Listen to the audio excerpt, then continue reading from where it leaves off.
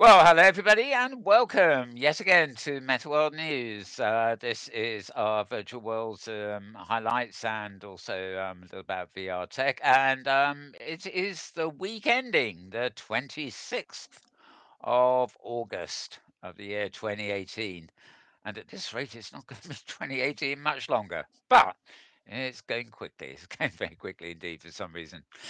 Okay, not the busiest of weeks, but there have been a couple of things going on in the main VR sort of section of things. There's been a Gamescom going on, and also SIGGRAPH, I think is the pronunciation, a sort of a more of a trade thing.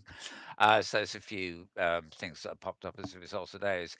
You can find me personally on Twitter at twitter.com/malburns. That's MALBURNS.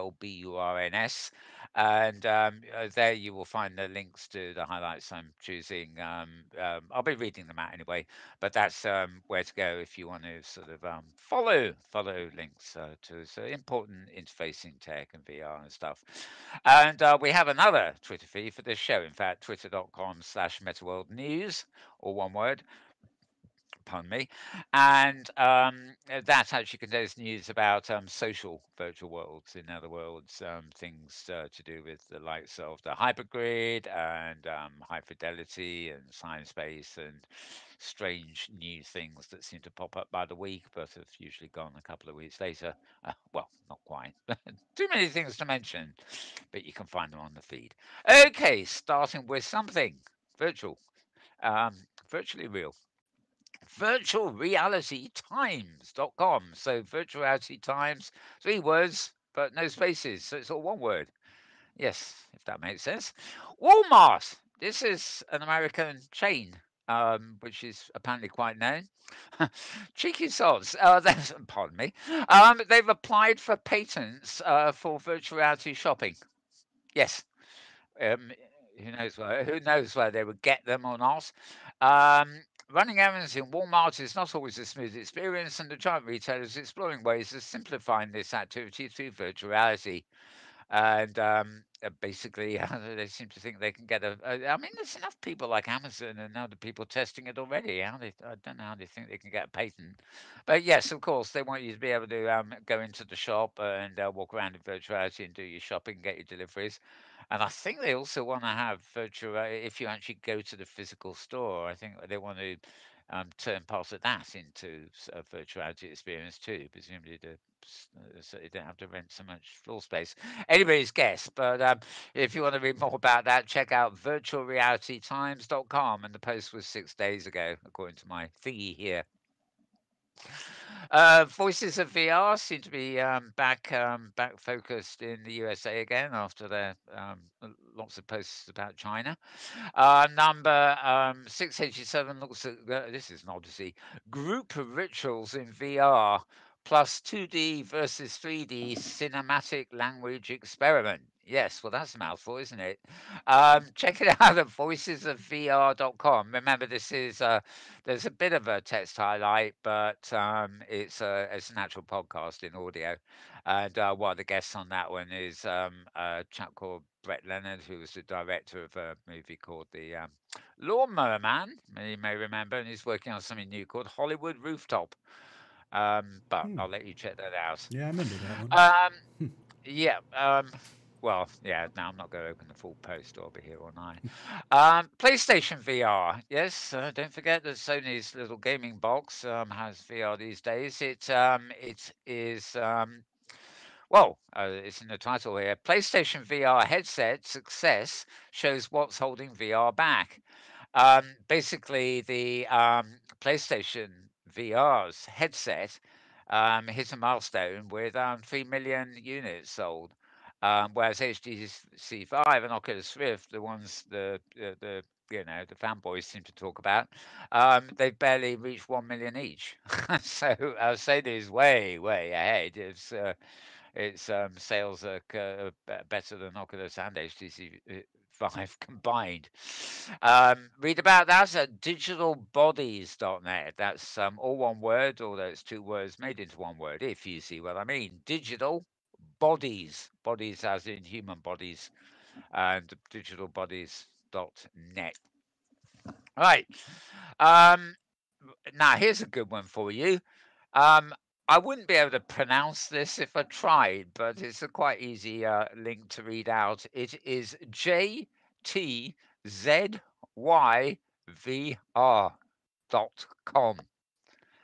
Um, if it had an I in it, it could be yeah, well, you probably get my idea. jtzyvr.com. Ah, don't you make makes you want to laugh. Okay, the post is concerned with something called Somnium Space, which is gets quite a lot of PR as a virtual world prototype thing at the moment. Anyway, Somnium Space is going to support users to scan themselves and use it in the VR world. That's a collectivism VR, which I think is probably the pronounceable name for the address. Um, Somnium Space has released a new mobile client with a virtual character scanning technology, and I guess I'm sure I'm just going to open this so we can give you a little bit more info on this because if it can be done, it might be possible to actually make your avatar and then not actually even use it in Somnium Space, use it somewhere else. Um, Virtual character scanning technology designed for virtual reality that allows users to scan, save, view, and edit faces and upper bodies in high quality 4K. Next, the scan can be used directly in Somnium Space's VR world within minutes, making a quick and easy way to create virtual characters. So instead of going into the likes of virtual worlds, be it Science Space, High Fidelity, or here on the Hypergrid or whatever, and then making yourself an avatar or pulling one off a shelf, the idea here is that you can take photos and things of your face and upper body and stuff like that, and all the photos are combined to make an avatar for you, which is instantly uploadable um, into the 3D world. Right, so the process is apparently based on Sony Mobile's 3D Creator app, which allows users to scan themselves and use them in virtual worlds. Well, that's what we just said. I'm rather hoping it's virtual worlds over and beyond something in space, actually. The enterprise believes this is an important and essential element of VR action for the interaction for the future. Somnium Space hopes that by providing this technology to users, they can dynamically change the way users and other businesses view VR experience role creation. They like their words, these people, don't they? Right. Artur Psycho, Psychov, sorry, Artur Psychov, who's the founder of Somnium Space, said the popularization of the process of self-expression through the representation of virtual characters is the foundation of virtual reality. Very true. Helping it become the real super domain of the future. When VR users can change their appearance based on current emotions and needs, this will be a real time. This will be a real time to accelerate the overall development of the VR industry. I think you get the idea. I'm not going to read out the whole blasted post, but anyway, good stuff. I always like the idea that you could possibly use your mobile phone or something and 3D scanning to, create basically two 2D panorama of your body, and then that could be converted, into a kind of hologrammy type avatar. Anyway, the post there, as I said, is at jtzyvr.com. Um, yeah, I've said it enough times. I hope you've written it down because that's it for now. I'm not going to repeat it again. Got to the theme. Right, back to a sensible website. We post to them all the while. It's called road2vr.com. Road to TOVR, the letters.com, but no spaces yet again. Road2vr.com. Hands on with Cyber Shoes. Yes, Cyber Shoes aim to deliver a VR treadmill experience at lower cost and space. Um, Oddly enough, the photo I saw showing this actually showed people wearing the cyber shoes on a treadmill. I don't think that was quite the idea that they're promoting. Apparently, these cyber shoes do all the tracking for you, so they're basically meant to behave um, as an alternative to a treadmill because treadmills are usually bulky, expensive, and have questionable utility outside of the initial wow moment of seeing one in action. Um, What I don't really quite get about these shoes is that being as you wear them like shoes, you won't be moving I don't see how you'll be really moving on the spot like you do on a treadmill. Um, uh, um, Cyber shoes aim to get your feet into the game with a pretty simple concept that is less silly than it appears on first blush. Um, anyway, the reviewer tried them out at Gamescom. Um, oh, okay. Right, okay. I see what they're getting at here. They lined a few people up to try them on and navigate instead of a treadmill. What you have to be doing is you have to be sitting down wearing the shoes. So I'm just trying it Oh, now, and I keep bumping the back of my foot on the legs of my swivel chair. So I don't really know. I think it would depend on a lot of different things as to whether you could walk on the spot while sitting down, if you see what I oh, mean. interesting. Yeah, But yeah. it's an interesting approach, isn't it? Mm-hmm. Maybe using your feet more uh, like a controller than actually y- walking. yeah. Hmm. I think if you're going to go for that kind of approach, you'd probably be, like the way you've got clutches and brakes on if you're Mm-hmm. driving a car. Mm-hmm. I would have thought that pressure-based thing at the front of your feet would probably, like something you can press on to go forward and release to slow down, and maybe press your heel to go back. Yeah, Would actually make a bit more sense than these. But it's all convergence. It will happen one absolutely. day. It's always good to see all these little things popping up, and you'll never be able to wear everything or use everything. So it's really just going to be time that shows us which become ubiquitous. Well, the things that the majority of human beings are willing to strap on in order to experience VR. So true. Um, Yep. yeah, I suspect the more miniaturized, the better. It's just in general reviews. I mean, the new Magic Leap thing has been. Somebody actually did the teardown during the week. Where they actually take it apart and look inside. Yeah, And the headset, the viewer. yeah, Yep. yeah, and apparently there's stuff in there that nobody realized. I mean, it is a really complicated beast, far more complex than your Oculuses and HTC Vives and all that stuff. The work that's actually gone in, well, at the price, of course, it's not surprising. But they look reasonably good. They're not like shades like I'm wearing here, or at least my avatar's wearing here. But they're smaller than those darned helmets, Yeah. and they seem to be going down quite well, even despite the price and the fact that it's really only developers who have them yet. Yep. Fun to watch. This is great. Yeah. Anyway, pressing the back key here. That was it for the Mal Burns feed. Okay, I'm going to move on to the where are we? Metaworld's feed, which will probably have a few other things more in it, and yeah, plenty here. I can't tell what everything is really. A lot of stuff that I post here is video. Right. Oh, right. Okay, I think I did this last week. Rob Casco, which is oh no, it's a retweet from him. BusinessInsider.com had an article on Microsoft doubling down on social VR experiences. And also 6 days ago, it was announced. You get to read about this at SL Newser. That's SLNEWSER.blogspot.com. This is Bixel Shafton, who's a long time. He's actually in our Discord group now, which is nice to know. But he's a long time sort of magazine really in Second Life, and seems to be opening up to a few other things.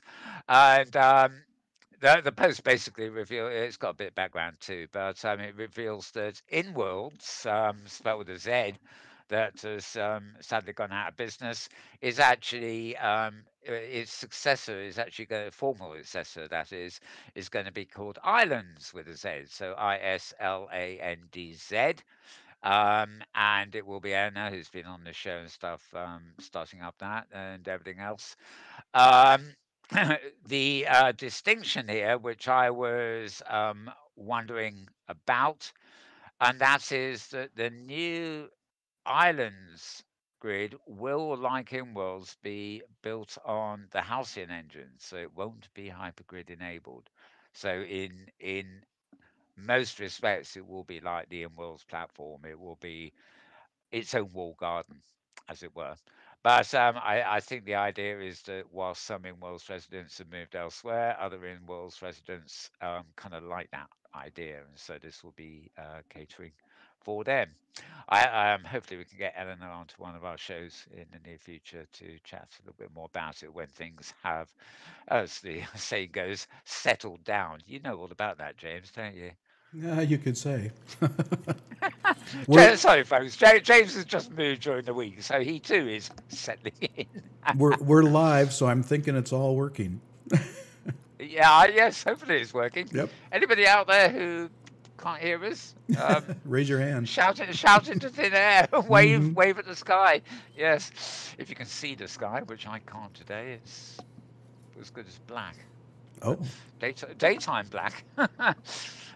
Lots of wetness. Anyway, that's it's not part of the show, so let's get on with the news. Right, now in Science Space, take a tour of home templates for your free region during Creator Weekend. Well, I'm afraid Creator Weekend was last weekend, I think, or was it? I'm not sure. The dates that appear on my feed here are all back to front, thanks to the ubiquitous Microsoft or something. NWN.blogs.com, New World Notes. NWN stands for. This is Hamlet Orr's long time blog. It used to be a paid part of Second Life. Then it went independent, and it's over the years, it's always had a focus on Second Life, but it's clearly started moving out. They report on High Fidelity and Science Space, and various other things too. And they have their own Discord group, which is a server, which is a very good one. Basically, though, Science Space as a world, they're making home templates available, and they've got a new editing system where you can actually edit things in world yourself. It's not like their default editor, which is they use Unity. The main creators will use Unity, but they're bringing in slowly a subset of things that you can actually use in world, so you can move your furniture around or build a wall or make something bigger and smaller, and you can do quite a lot actually. There've been a few videos up showing what you can do, and it's certainly beginning to feel more like something like Open Simulator or what the old worlds like Second Life. Um, it's a nice feeling when you can be in world as an avatar and literally touch something and have the reaction happen in front of you or be able to manipulate things, which is something you don't really get in pre-built worlds, even if you're the one that can build. When you have to do it offline and don't do it in real time, it's not quite the same thing. So um, at the moment, for example, High Fidelity and Samsung both suffer from this inability to really feel like the world is tangible, touchable, editable while you're in it. Anyway, moving on. We've tried to make a self-imposed rule of not, what is it, opinionated. Yes. So I'm not going to go much further there. Right, actually, that's it for the. No, it can't be it. Hang on, I'm just going to pop back in here. I think we have a couple of other things, but they're right. Yeah. Um, okay. There are a number of things on the Metaworld news stream that are impossible to read out. They're like pictures of stress tests and meetings in High Fidelity, for example. Cashing out, so this is news from High Fidelity too. Blog.highfidelity.com announced that you can now cash out a High Fidelity coin. Um, you have to cash it out into PayPal. It is apparently 100 high fidelity coins are actually currently locked to $1 American. And of course, the way money is handled in high fidelity is to do with the blockchain and everything else. So it's all quite a complicated business. You can find out about it at their blog, but also if you're in world at high fidelity, there's a lot of opportunities to get and videos explaining exactly what they're doing. Um, although I must admit, personally, I still am good. I'm no good on finance. I really don't can't get to grips sometimes with all this. But anyway, but you can now cash out money, which basically means that if you're a creator in Hyperdarity and you're selling goods, um, your wallet it's no longer trapped in your blockchain wallet. You can actually cash it out into real world money. This is assuming you're selling enough goods to be worth it, I guess. Okay, so that news met with a great response, I must say, from people. So maybe there were more people actually in a position to benefit from that than I realised. Okay, Mozilla Hubs. This is Firefox's, or Mozilla, I should say, virtual web-based virtual worlds. Um, Basically, they're sites that you can go to, and they're called Mozilla Hubs, and they're sort of 3D web spaces, a bit like Cyber Lounge and things like that have been doing with, which allow you to import from OpenSim and things. Basically, Mozilla Hubs now is supporting importing from Sketchfab. And you can read about it at the Sketchfab blog, which is blog.sketchfab, that's SKETCHFAB.com. Sketchfab is an independent, I think it used to be part of Google, actually, like Google Warehouse or something. But basically, they have a lot of models available. Some are free, some are paid. And you can now import these into your personal space at Mozilla's hub, um, which is based on WebVR, of course. Um, Fun and games. I like these really because I suppose like the non-profit virtual worlds and Cyber Lounge and stuff, it gives you a fairly impressive virtual environment actually on a web page and allows you to do a certain amount of remodeling and designing within it. I don't think you can actually build a model of a couch, for example, yet, but you can certainly buy one from a warehouse, put it down, and arrange it and size it and things like that. And if the picture on this is anything to go to, um, pretty good resolution. It looks more like a shot from somewhere like Second Life than it does from, say, something like the uh, Cyber Lounge and I forget. Selby Evans has one. I forget. I think he just calls it non-profit virtual something. They're, they're all a bit interlinked, and I'm never sure which one is which. Anyway, um, part of the course really, but the more places that you can go to and send people a web link, and literally they end up in a virtual space on the web, the better really. They will probably never be as robust as things that are have their own clients, but they're a wonderful way to introduce people to the concept of moving around in 3D space, even if it is just on a web page. So that's more of that, please. Yes, always more, please. Right, another. Oh yes, there's another big picture up here from Somnium Space from 3 days ago that I mentioned. So that's on the Metaworld News screen. And oh yes, there is a video here which is actually from DigiWorlds. It is actually open now. It has started this weekend. They have some kind of Renaissance fair going on. Um, it's um, it's not actually a hybrid grid event as such. It's just on DigiWorlds, but I think it's scattered around all. It's a big event anyway. They're really promoting it. So if you're still able to hypergrid over to DigiWorlds without needing a passport permissions, go and have a look at it. I've lost track of which commercial grids now require you to sign the form to get in. Right. Okay, another thing, Mozilla's VR Hub again. They now get copy and paste videos, 3D model sharing, and more. This is a full report on not just the importing from Sketchfab, but other stuff too. You'll find the report at uploadvr.com. And yeah, basically, sticking holes in, having video and web pages on screens and stuff. They've also added support for documents and files that you have saved on your PC. Um, oh, nice. So you could share a piece of work together, for example. So this really does begin to sound like it's becoming a fully interactive method of having worlds on the web. Right, talking of other worlds, we have Sansar. This is the one run by Linden Lab, their new world to running parallel with Second Life. Sansar's concurrency remains flat despite new hangout space for major esports brand. Um, this is Hamletor's blog again, nwn.blogs.com. Um, Interesting what sort of seems to be going on here, really.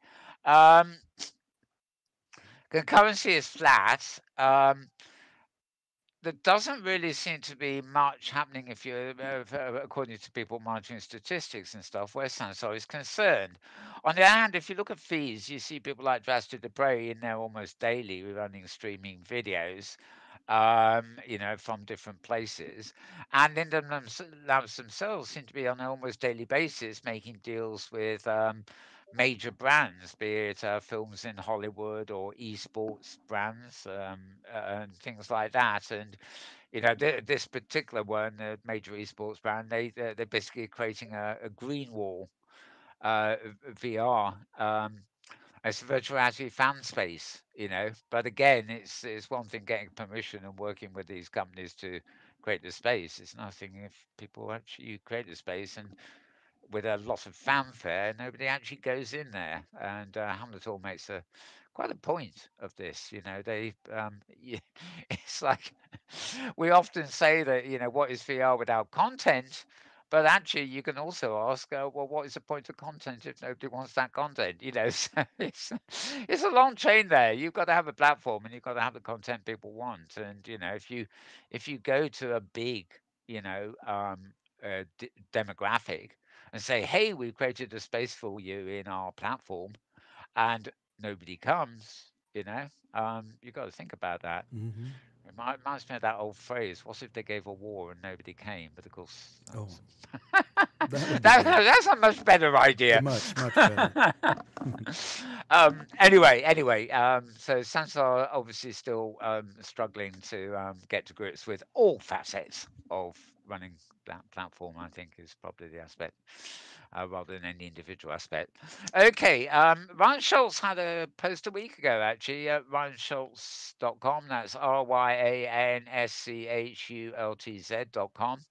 Earlier in the week, he announced that he's giving up blogging for a few weeks. I think he's having a holiday or something else like that. But the next day, he blogged again. So whether he's whether he can resist, I don't know. But this one was about a week ago. It was actually taking a look at Avacon. Avacon actually, well, he seems to have got it more or less right. They're another virtual world company. The Avacon, of course, used to organise real-world fan conventions for Second Life, and they now do it for OpenSim here, although it's in-world and virtual rather than in the real world. And they actually have a grid called the Avacon Grid. And Ryan has done a little piece, basically. Whenever I read those things, it's sort of like he's just discovered it, and I keep thinking, was it Avacon, if anybody, have been around a little Hmm. long while. I can tell you that, Yeah. can't we, James? Yeah, I thought the same thing. Yep. Yeah. Okay, well, Malburn's right. You don't want to hear about that. Also, but I have another Twitter feed. I'll tell you, twitter.com/Malburns_writer. So it's my old Second Life avatar name, and it contains arts and destination news in Second Life as I find stuff and send it up there. But there's also quite a big collection of machinima and things like that there, and sometimes they have actually been filmed. Like any film, you can't really, it might have been filmed in Second Life, it might have been filmed in OpenSim, and some sections might have been filmed in Cyberspace or Hyperdata. It's the art form that counts rather than which platform was used. Right. Okay. So let me just have a look at my future. No, this isn't my futures blog I want. It's my virtuality one here. Just on the off chance there's uh, oh, good old Palmer Lucky has popped up again. Less said about him, really. I don't know. He was the founder of Oculus Rift before he sort of joined the Trump Brigade. Um, Apparently, he believes he'll have a cure for VR motion sickness by the end of the year. I thought, by and large, that would already be cured. Yeah, me too. Never mind. Travel to the center of the Milky Way, a unique 360 virtual experience in our galaxy. That's from a company called Hypernetic. The Viewmaster headset. This is one of the ones that's forgotten. It's a bit like cardboard. It's the old Viewmaster thing, where you get those little wheels of 3D and to view slides and stuff. And of course, that has been updated for virtuality. I suppose it's more like a cardboard type contraction, but anyway, you can get started with it for $8 with Amazon Prime. I think this is not really news; it's an advert, so I shall pass on that. Yeah, let's flip back. We got more on the cyber shoes, so we covered that. Um, yeah, we're atypical retirees, say some seniors who've flown across southern Utah in virtuality. Gosh golly, I love it when the geriatrics like me discover things. Except I'm no better. I'm ahead of the curve. I've been with it all along. Right. Talk about a 360 VR video called The Nun. Terrifying escape the Abbey. Um, ASU enables virtuality support for online biology classes. Um, that's interesting. I don't know this site. The site that comes from is actually called the vrsoldier.com. So maybe it's a military site. The vrsoldier.com. You might want to check that out. In fact, I may do myself at a later date when I'm not on air. Um, All-in-one Oculus VR HMD. Obviously, Oculus Go was released a few months ago. Indeed, I actually got one. Much against my principles, I couldn't resist first day and all that.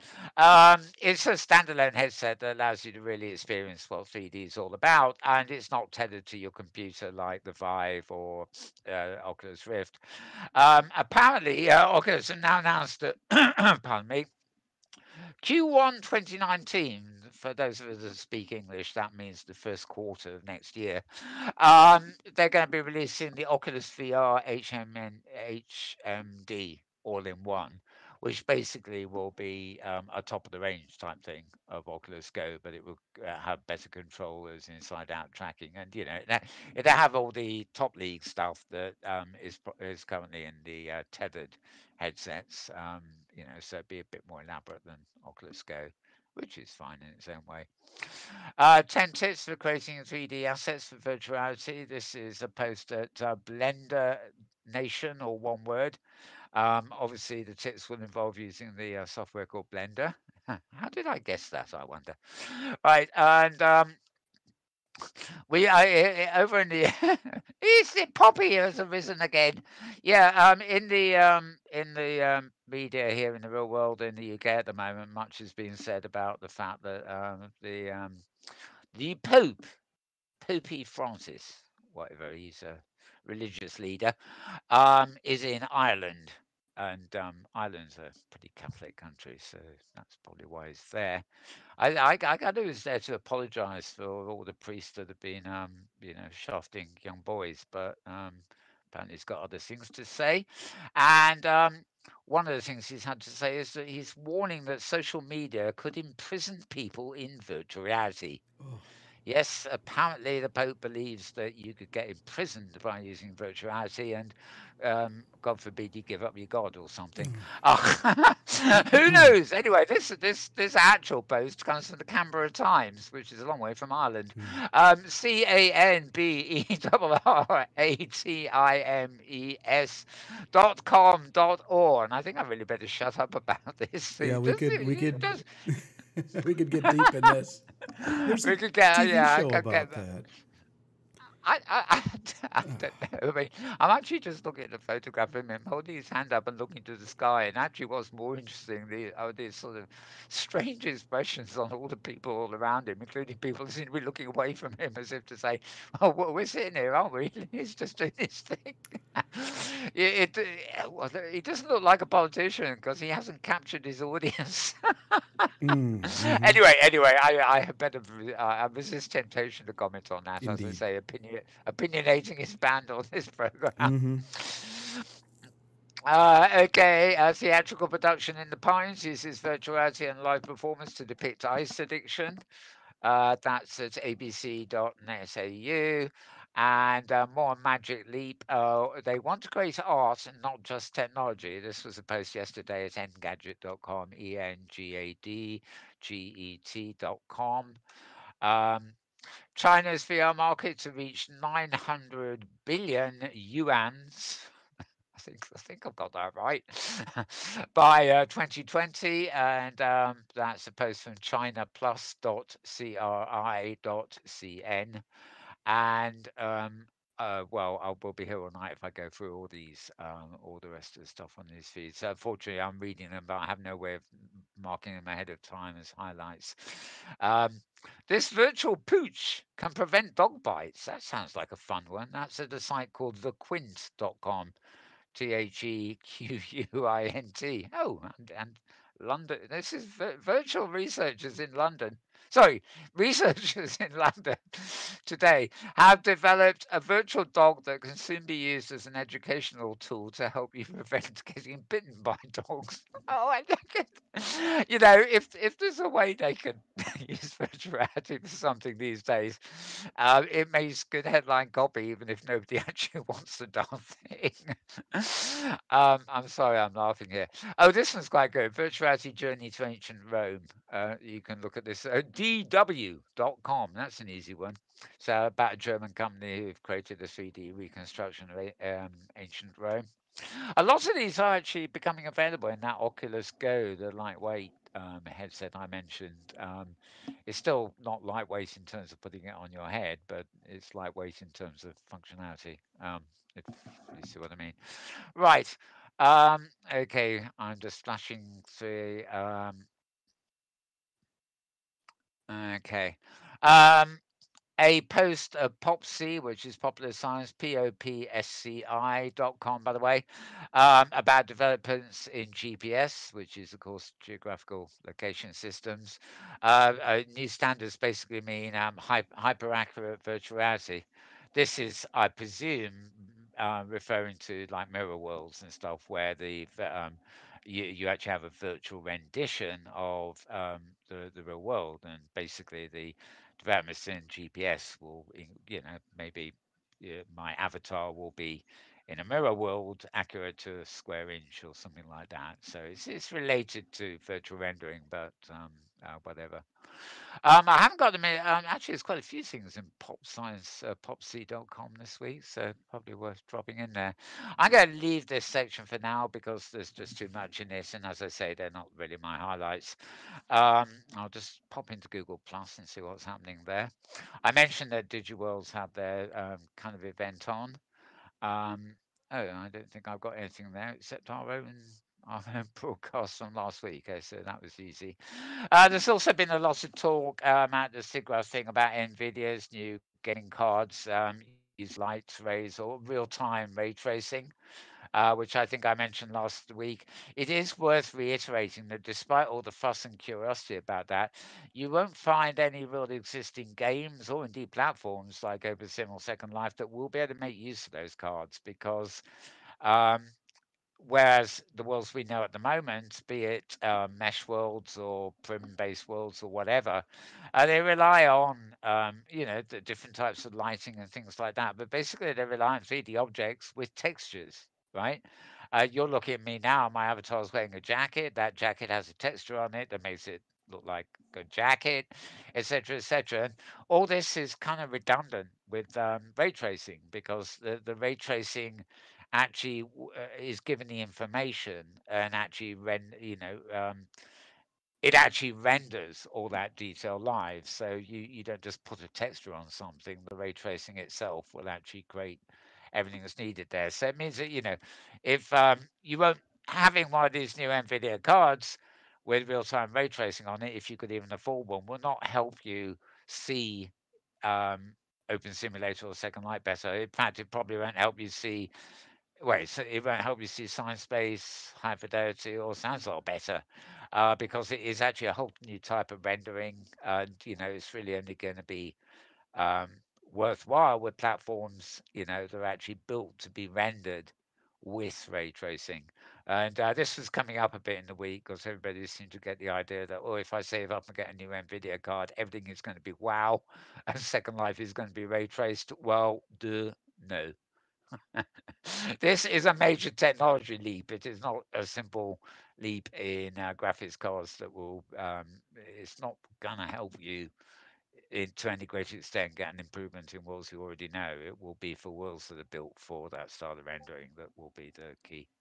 So I had to mention that because you know what people are like when they start talking and don't really know what they're talking about.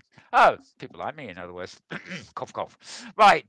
Okay, I think we're finished. I think we're finished. James, any thoughts on any of that before we No, crash? just that whole concept of getting trapped in virtual reality is just it's still it's just it just startles me every time I hear it. So, oh my, I have a guest. Yeah, you can pull the plug or you Yeah, teleport out or you know. Although I mean, you know, but maybe he's thinking of the game addiction sort of thing. right. And I mean, you know, if you know, look at Facebook. I mean, if God forbid that Facebook Spaces becomes the predominant virtuality thing at some point, where you know it's realistic and everything else. You imagine Facebook Spaces with realistic holograms and stuff. Maybe you would get entrapped in there. But I suspect he's just jealous. The Vatican probably haven't figured out a way of, addicting people to virtuality. Yeah. Um, who knows? Yep. I better shut up. I'm starting again. Yep. And I've got We are naughty here. We are really right. naughty. Yeah. I hope And I've don't got think anything someone at my happened. door, so I have to. Oh, have you? Yeah, that Right. was the doorbell. Yeah. I'll probably have somebody at my door in a minute. Okay, let's get out of here. It's goodbye from me. It's goodbye from him. We'll forget the back and forth now. Let him answer the door. That We'll be works. back same time, same time, same place next week with more news. It's bye from me and it's bye from James. And toodaloo, everybody. Take Bye care. bye. Bye